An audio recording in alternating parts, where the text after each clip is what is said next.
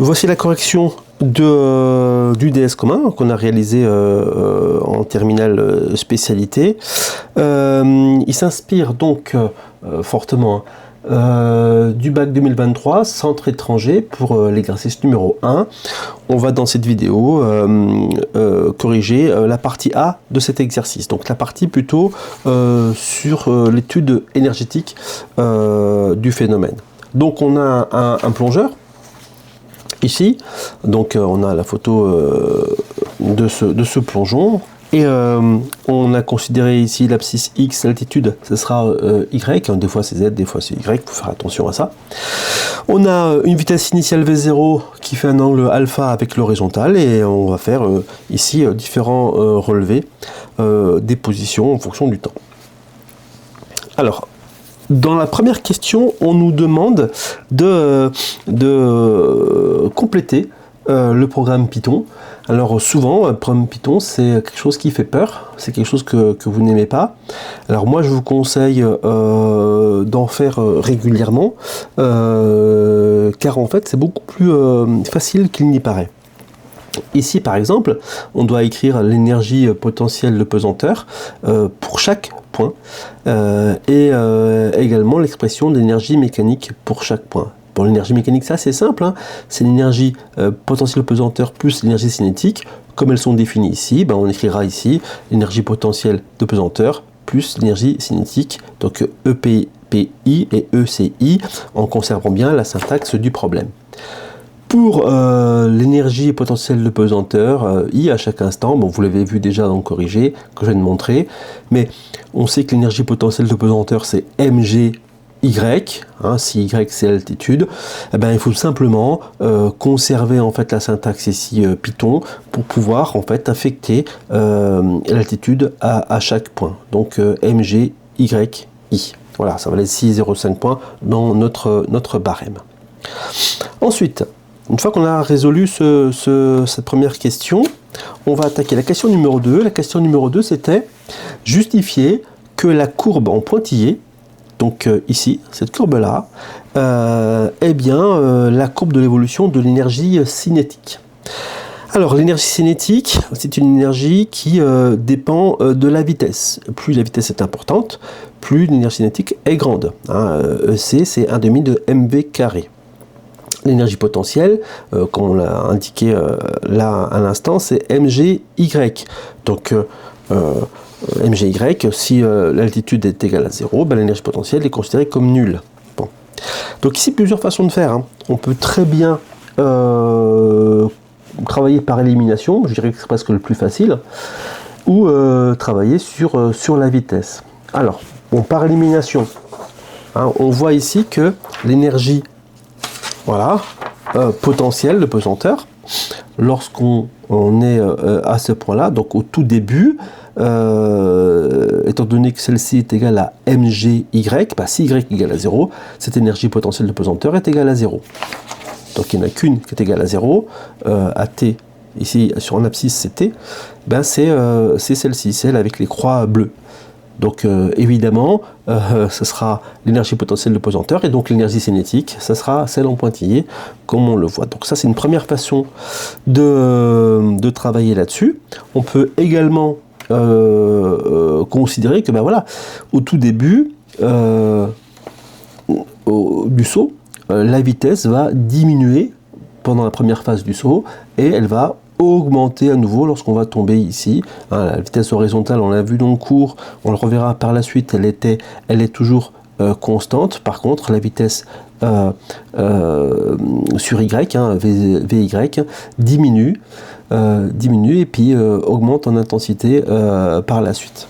Voilà, donc c'est ce qui se passe ici, la vitesse va diminuer, puis lorsqu'on aura passé le maximum, elle va augmenter à nouveau, et donc l'énergie cinétique également.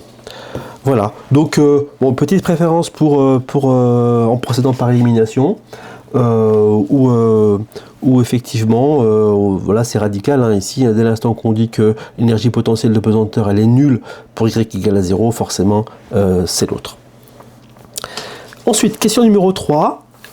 Voilà, question numéro 3.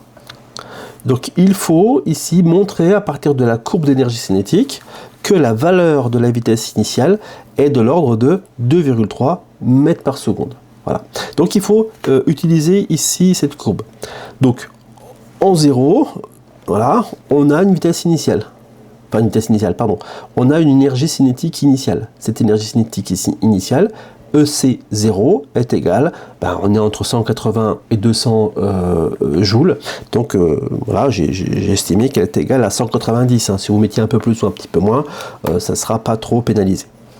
Donc, l'énergie cinétique, lorsque t égale à 0 est égal à 190 joules, ça c'est obtenu par lecture graphique, donc l'énergie cinétique, ici, pardon, j'ai rajouté un ECC, je ne sais pas pourquoi, hop, l'énergie cinétique est égal à 1 demi de mv0 carré, on en tire v0 carré, c'est égal à 2 fois l'énergie cinétique lorsque t égale à 0, sur m, et on procède ensuite ainsi, avec l'application numérique, v0 est égal à la racine de 2 fois, l'énergie cinétique c'est en joules, 190 joules et aucun problème, divisé par 70 kg, et on trouve, en faisant le calcul, 2,3 mètres par seconde. Vous avez ici, à titre indicatif, le barème qu'on a utilisé lorsqu'on a corrigé cet exercice. Voilà. Pour la question numéro 4, alors on va se servir de ce relevé. Voilà. Alors, on a un relevé, on a dans ce relevé ici l'énergie cinétique et l'énergie mécanique.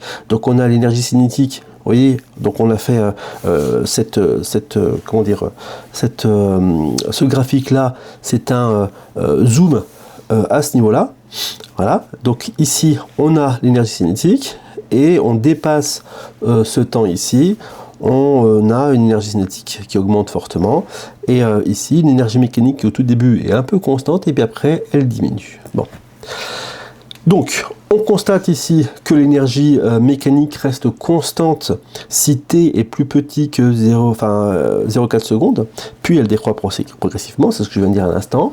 Donc la question numéro 4, c'était, voilà, pour chaque phase, d'accord, pour t plus petit que 0,4 ou t plus grand que 0,4 secondes, il faut préciser si les frottements sont négligeables ou non. Alors attention, il faut justifier, donc on ne sait pas au doigt mouillé, on doit ici procéder avec l'étude de l'énergie mécanique. On a une indication sur l'énergie mécanique, donc il faut s'en servir. Alors on sait que si l'énergie mécanique est constante, donc la variation d'énergie mécanique est égale à 0, voilà, on sait que on a des forces conservatives. Donc si on a des forces conservatives, on n'a pas de frottement. Voilà. C'est ce qu'il fallait dire. On constatait qu'effectivement, avant cette date, on avait une énergie mécanique à peu près constante. Qui dit énergie mécanique à peu près constante, voilà, force conservative. Par la suite, ce n'est pas le cas. On a une variation d'énergie mécanique qui est différente de 0. Elle diminue fortement. Donc si elle diminue fortement, cette énergie, c'est que on a des forces de frottement, donc des forces non conservatives qui travaillent. Je vous rappelle, retour sur votre cours sur la variation d'énergie mécanique qui est égale à la somme de tous les travaux des forces non conservatives.